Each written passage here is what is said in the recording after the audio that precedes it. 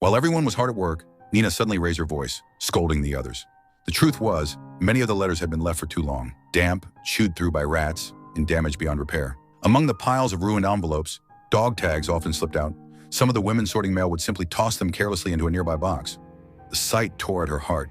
It made her think of her own lover, killed on the front lines. The thought that his tag, too, might be discarded so casually was unbearable. Her grief overwhelmed her, and she shouted at the others before running to the washroom, where she finally broke down in tears.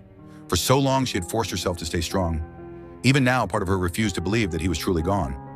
Moments later, her friends followed, asking softly, trying to comfort her. Pressed again and again, Nina finally confessed. She had received the news that her boyfriend had died in battle. Her friends fell silent, suddenly understanding why gentle, quiet Nina had lashed out in such anger. Their conversation did not go unnoticed. The strict female officer had overheard everything.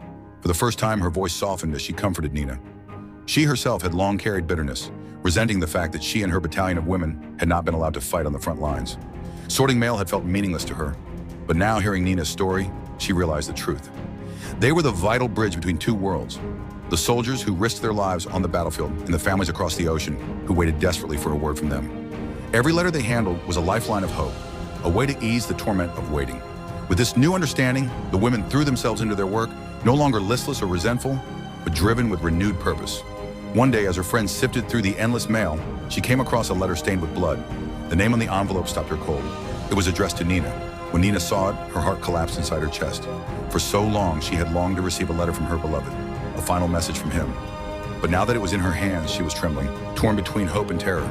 Would she find comfort inside or unbearable pain?